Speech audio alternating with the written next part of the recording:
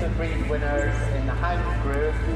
Judging will commence at 3:15. Poodles, Old English sheepdogs, Border Terriers. All you need to do is come to a dog show to realise the British really are a nation of dog lovers. This is Richmond Dog Show, a great day out, thousands of dogs, thousands of people, all enjoying themselves. There are some 6 million purebred dogs in the country, and for almost 150 years, there's been one organisation looking out for their welfare, the Kennel Club. The whole ethos of the Kennel Club is the health and welfare of dogs, and that's all dogs, pedigree dogs, crossbred dogs, mongrels. We need to make sure people feel the Kennel Club is part of their life. The club was set up back in 1873 and is the largest canine organisation in the country. It runs Crufts, the most famous dog show in the world, licenses other dog events, registers all dogs, and regulates the 708 breed clubs. Although the club has no legal powers, it lobbies hard on canine welfare issues, such as trying to stamp out so-called puppy farmers who breed puppies for profit with no regard for their welfare. Hello, this is Victoria Brown phoning from the Kennel Club. I'm just confirming the meeting with Simon Kirby today regarding puppy farming. Great, is that meeting in Central Lobby? Okay, great, thank you, bye-bye. If you take that with you as well, we've got some stuff in the papers today, you know, from our survey. The Kennel Club sits in the middle of the pedigree dog world. There are some 210 breeds, 250,000 puppies bred every year. So we're in the perfect spot to deal with the canine strategy on health and welfare. The Kennel Club's strategy centres on 4 main areas: encouraging and promoting responsible breeding and puppy buying, controlling the loss of genetic diversity in dogs, tightening regulations at dog shows, and working to eliminate inherited diseases. The club is very clear that with the last of these, the serious inherited health problems suffered by some of our favourite breeds, that the dog world must unite and take steps to address them. There are bound to be differences. The Kennel Club, I'm sure, would be the first to admit that I have my differences with them on occasions, but if we don't work together for the good of dogs, we might as well all go home and play in a corner with our toys, because we're not working together and we will not improve things overall. So it's terribly important that we collaborate. They're a working breed, or they came from being a working breed. We do have the back problem, but in some lines you can see it and some lines you don't. Some of these problems are almost certainly conformation problems, but it's actually being able to measure the conformation and decide what it is breeders need to be choosing, and that's the tough thing to identify. Results of junior dog, first 333. The Kennel Club has always taken the lead in addressing the problem of inherited diseases. After all, it introduced the first official canine health scheme way back in 1965, when, with the British Veterinary Association, it launched the hip dysplasia programme. Its first comprehensive review of canine health took place over 20 years ago. The major advances in science in the past decade, particularly the sequencing of the canine genome in 2004, have put the Kennel Club in a far better position to drive improvements in dog health.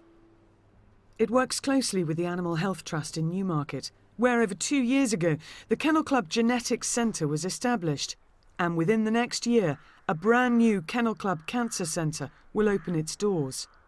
The Kennel Club Charitable Trust has donated £1.2 million to investigate 25 inherited diseases and develop health tests for each one. The aim of our work at the Animal Health Trust is to develop genetic health tests to help breeders reduce the prevalence of inherited disease in their breeds. And one of the ways that we do that is by developing DNA tests for inherited disorders. So that then helps the breeder in making decisions as to which dogs they should mate together in order to avoid having affected puppies. We've been very successful here. In the last 2 to 3 years, we've brought out 5 new tests for various different pedigree dog breeds. These simple DNA tests identify the carriers of 5 different gene mutations linked to diseases in 20 breeds. The benefits of the team's research are already being seen. 11,000 dogs worldwide have been identified as carrying these 5 mutations. There are examples already of conditions that have been eradicated, for example, clad in Irish setters, where a mutation was found, the screening test was developed, and the breeders have been able to eliminate the condition from the Irish setter breed. But there are other ways of dealing with these diseases, and the Kennel Club has allowed the registration of an American Dalmatian whose ancestors had been bred with a pointer to introduce a healthy gene, an example of what's known as outcrossing. Fiona is a low uric acid Dalmatian. We imported her from the US to put back a missing gene that we've lost from our breed presently. It's a gene that helps the dog to metabolise their food and the proteins from their food.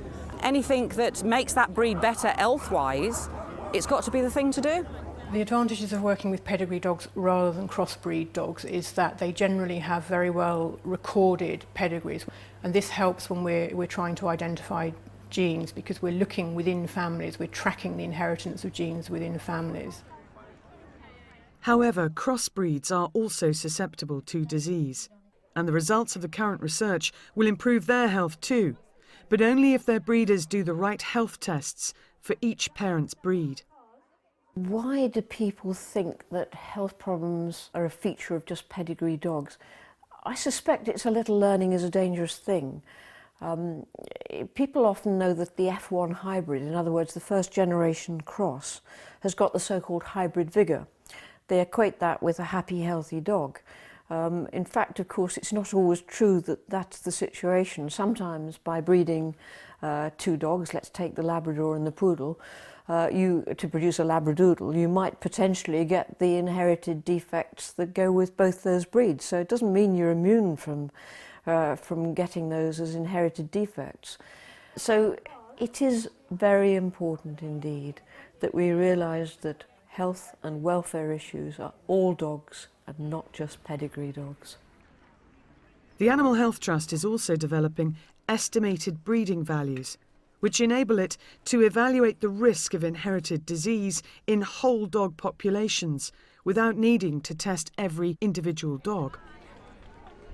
One breed which will benefit is the Cavalier King Charles Spaniel, where a new scheme has recently been introduced to gather health data, which should enable breeders to reduce the prevalence of syringomyelia, a distressing condition which damages the spinal cord. I think in 10 or 20 years in the future that we will see a very different picture in dog breeding. There will be a wealth of information available to breeders, particularly available through the Kennel Club online tools, that they will be able to make use of quite complicated genetic information in a simple to use way, which will completely transform the way that they're able to breed dogs.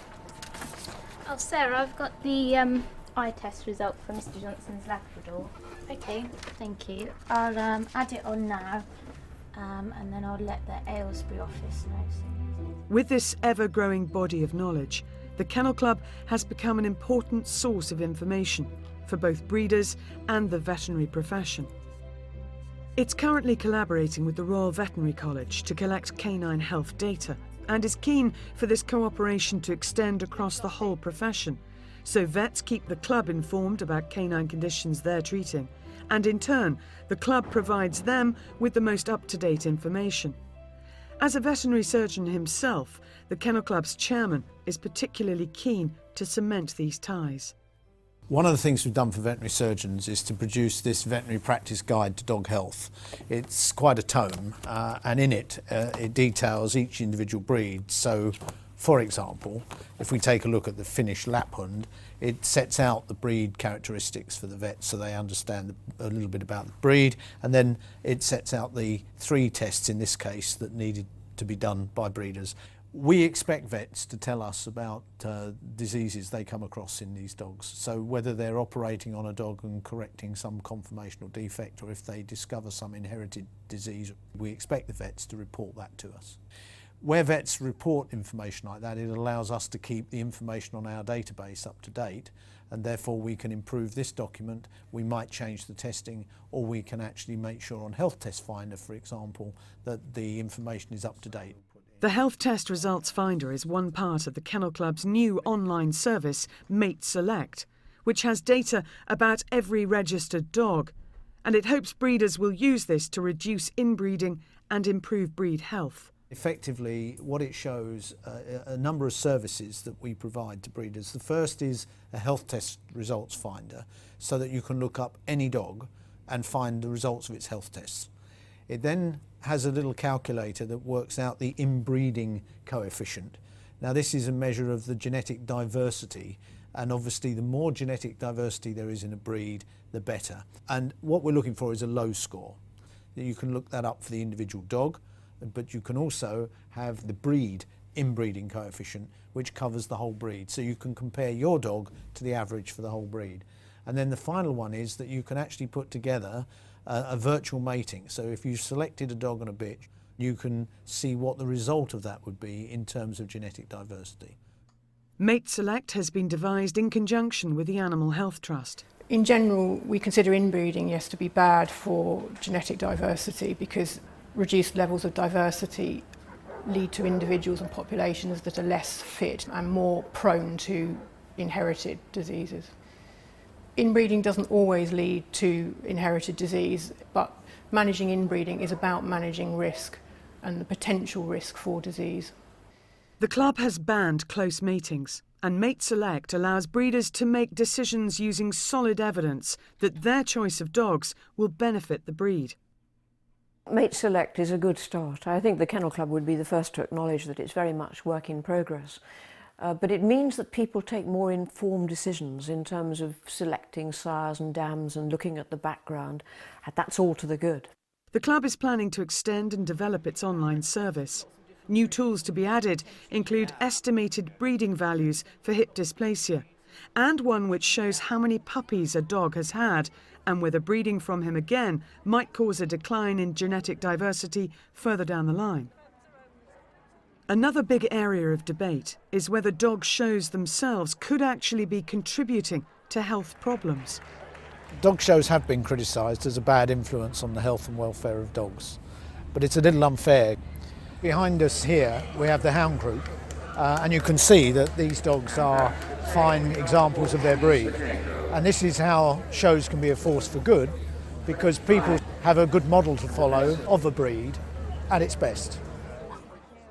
This is a point Professor Bateson's independent inquiry into dog breeding agreed with, as long as champion certificates are only awarded to the healthiest specimens. The club's fully aware that some people who show dogs breed them to look a certain way at the expense of their well-being. Of course, there are some breeds where the breeders have developed the dogs in an exaggerated way, but the Kennel Club has taken action there and redrafted the breed standards and worked with the breeds to explain what the problems are. We work by influence and by negotiation. That's the way the Kennel Club operates. Hello, sir.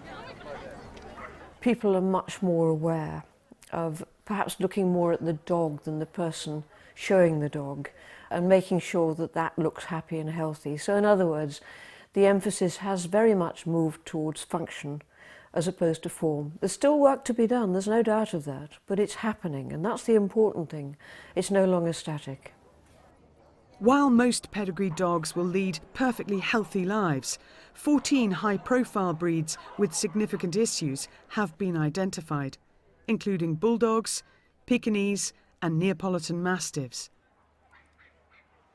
It's these the club's dog health group focuses on, developing initiatives with breeders and clubs to combat problems and measure progress. Some Neapolitan Mastiff breeders have made huge strides to remove exaggerations, and the results can already be seen in the ring. I was delighted. I mean, you can't change it overnight. No. But my goodness, you're working at it. And in the last 10 years, you wouldn't hardly recognise the breed from how it was 10 years ago. Yes. Another high-profile breed where action has been taken is the bulldog. Breeder Norman Davis was so worried about how exaggerations affected his dog's health that he changed the way he bred them, including reducing the number of litters born by caesarean section, common for bulldogs. His older dogs still show some problems. This is Bella, and she is 6 years old and one of the older type bulldogs. The overnose wrinkle is too large because that's where you get infection underneath and that causes problems. She's got an ingrowing tail, or a very tight fitting tail, which we've actually managed to breed away from in this kennel now. We've almost got it to perfection. We don't get any of these type of tails anymore. The changes can't happen overnight, but the difference can clearly be seen in his younger dogs. This is Dottie. This is what we call the new, healthier type of bulldog.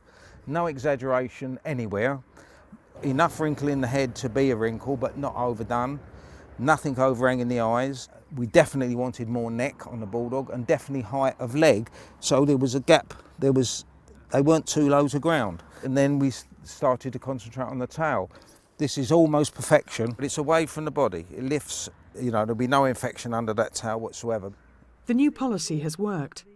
Not only are his dogs less exaggerated, but also he never opts for elective caesareans, so far more of his puppies are born naturally.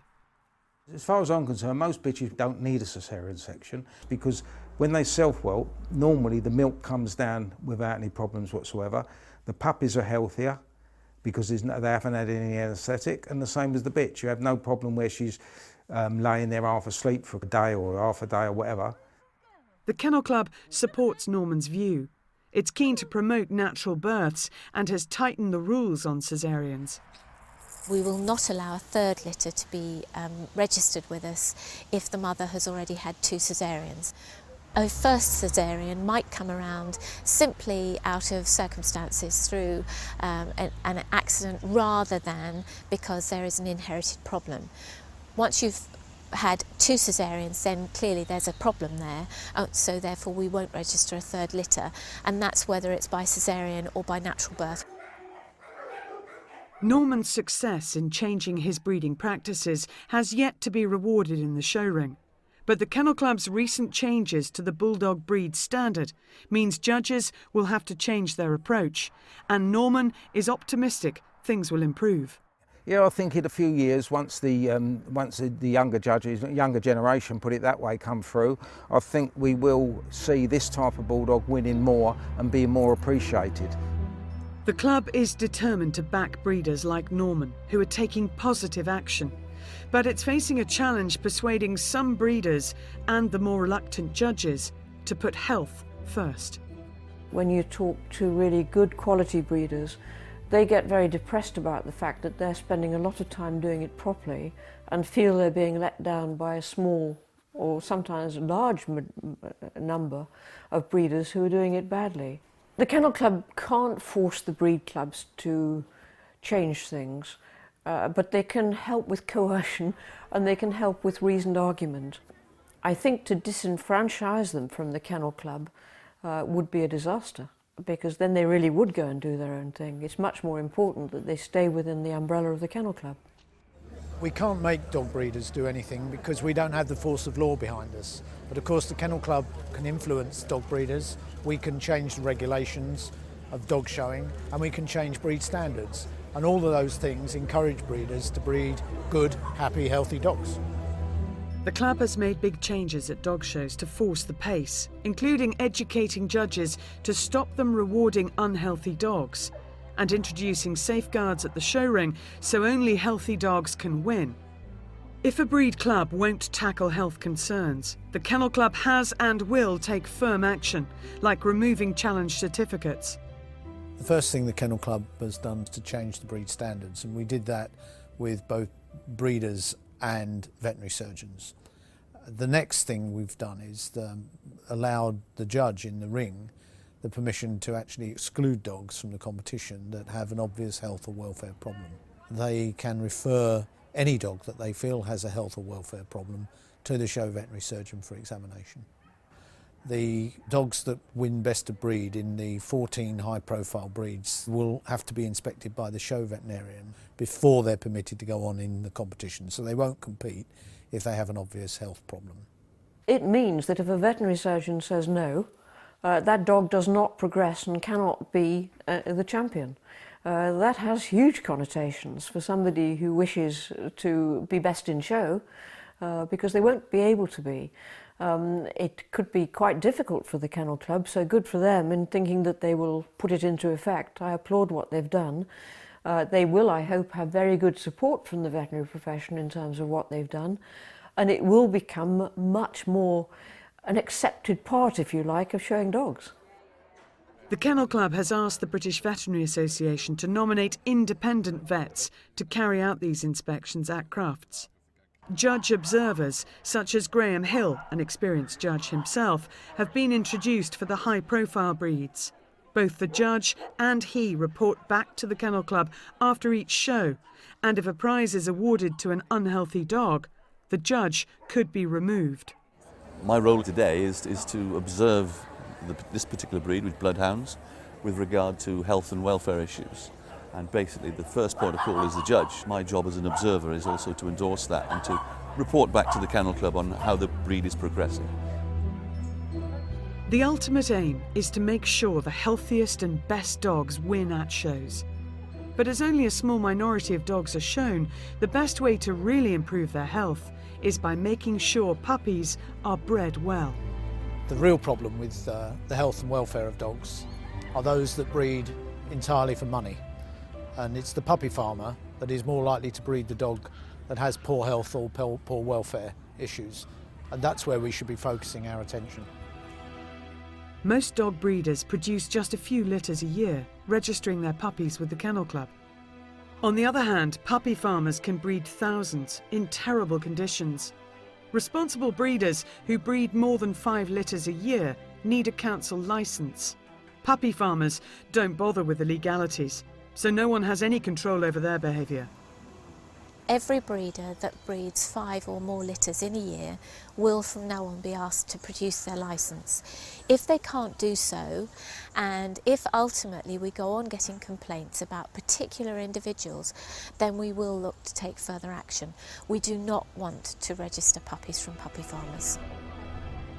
The Kennel Club will only register puppies from those breeding legally, and it encourages anyone concerned about a dog breeder to get in contact so it can take action. Since 2004, it has run the Assured Breeder scheme, offering puppy buyers a reliable guide to the best breeders. This scheme is the only one in the country which sets and polices standards, and is open to all breeders of pedigree and crossbreed dogs. Under the Assured Breeder scheme, the assured breeders are expected to undertake all of the health tests that are recommended or required for their breed. They are also expected to stand by the results of those tests. So if they find that they've got a dog that's got an inherited problem, then they cannot breed on from that dog without risk of us coming down onto them and ejecting them from the scheme. Before the scheme was established, puppy buyers had no way of knowing not only if the parents had had health tests, but if the puppies had been properly reared and socialised. The Kennel Club is undertaking inspections of each breeder's premises by regional breeder advisors, here seen visiting the Animal Health Trust. The regional breeder advisor's role is to actually go and make sure that breeders are adopting the good practice that's laid down by the scheme. So it's making sure that the conditions that the dogs are kept in, the way the puppies are reared, the breeders are adopting the good practice that they should do. And everyone should keep their dogs in good condition. Everyone should look after their puppies properly. And of course, the vast majority of breeders do. The Assured Breeder scheme has been a huge success. At the last count, 7,000 breeders had signed up, with hundreds more joining every month. One who's joined is Norman Davis.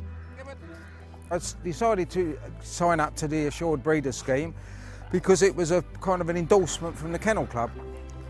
And the main thing really is there's a criteria of rules which you're expected to abide by. So it means that everybody is working to the same hymn sheet really. Everybody's trying for the same aims to produce healthier and better dogs. The scheme was praised by the Bateson Report, and the Kennel Club hopes to secure coveted UK accreditation service status, giving it an independent endorsement. It's also lobbying the government to make the scheme's standards mandatory for all breeders. As Kennel Club chairman, I strongly recommend that people buy a puppy from a Kennel Club assured breeder. It's the best chance of getting a puppy that is happy and healthy. It is also the best way to put puppy farmers out of business. The Kennel Club is leading by example, using both its influence and its ever-increasing knowledge to do all it can to make sure every type of dog, pedigree or crossbreed, is able to lead the happy and healthy life it deserves. The Kennel Club has come in for a fair bit of criticism over the years, but perhaps particularly in the last few years, things rather bubbled up. The Kennel Club could have just put their head down and say, we're the Kennel Club and we're fine and we're not going to do anything. In fact, they didn't do that. They rose, if you like, to a major proportion of the challenges. They looked at the level of inbreeding, they looked at the way that they tackled genetic defects, they looked at genetic diversity. They put yet more money into supporting research of various kinds. There's a lot that they have done that has got to be a positive aspect of the Kennel Club moving forward. The Assured Breeder Scheme is pretty well the only scheme in the UK of its type. I think the Kennel Club accepts that despite the fact that it holds the field, there are still improvements that could be made, and that's no doubt a good thing as well. So these are all positives. And the Kennel Club should be applauded in producing those positives. They're doing it very much in conjunction with all the other bodies that feel that this is such an important feature of healthy dogs. It's collaborative work. That's got to be good. The more we can work together, the more we're all working as a team. Thanks to genetic science, we now have a lot of methods available to us to control disease, and I look forward in the future to seeing even better solutions. And we've also in parallel put in place guidance for judges, better breed standards for the breeders, much education, and of course the veterinary checks at dog shows. And the best breed is a dog 1459.